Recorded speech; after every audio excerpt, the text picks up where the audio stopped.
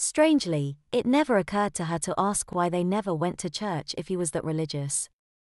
For that matter, she never knew just what religious group had baptized him or to which church he held allegiance. Her parents had been Unitarians and she didn't give a tinker's damn in Hades about the ceremonial aspects of religion.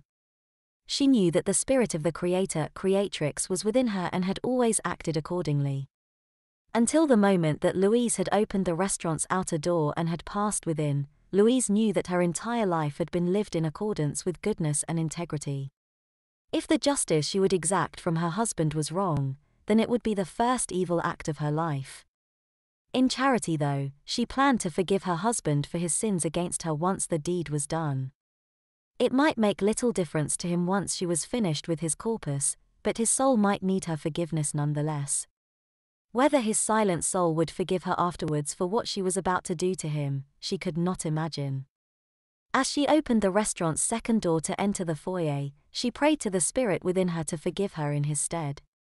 The justice she needed could not be rendered by temporal authorities, so she had to forge a lasting judgment by herself by main force.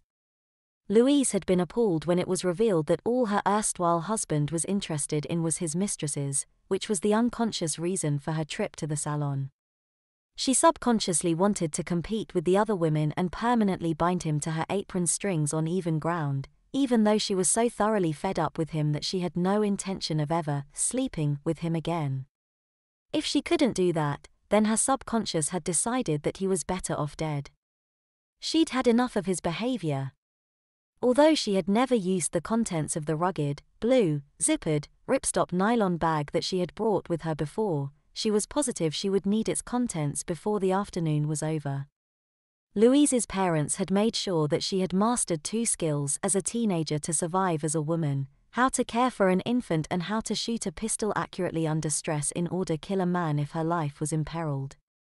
When she married, she wanted a husband who would be her life's companion and the father of her child.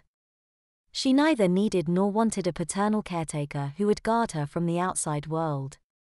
Louise was more than capable of taking care of herself.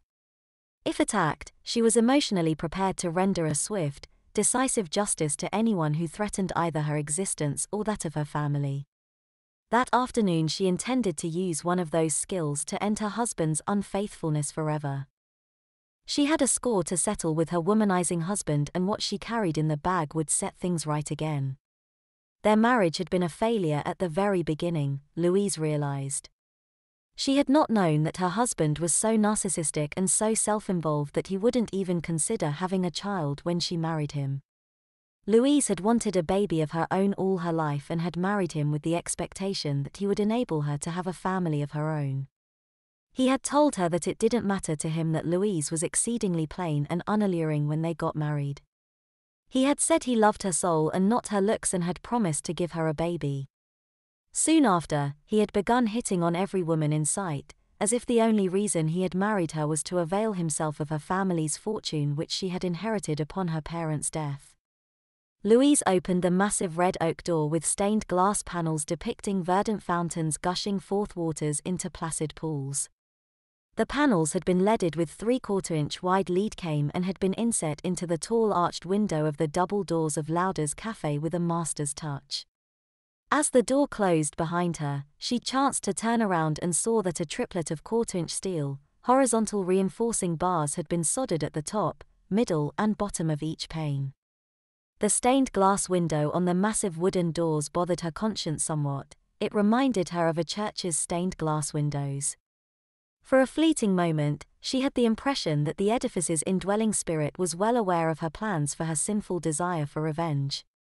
She shivered at the thought that she might punish her for what she was about to do to her unfaithful spouse, but then shook the feeling off. Her husband's fate would be born from the womb of perfidy which he had impregnated with his deceits. From what she had been told about the restaurant by her friend, Dinah, Lauder's was the perfect venue to assess punitive reparations from her soon-to-be erstwhile spouse for his duplicity and faithlessness.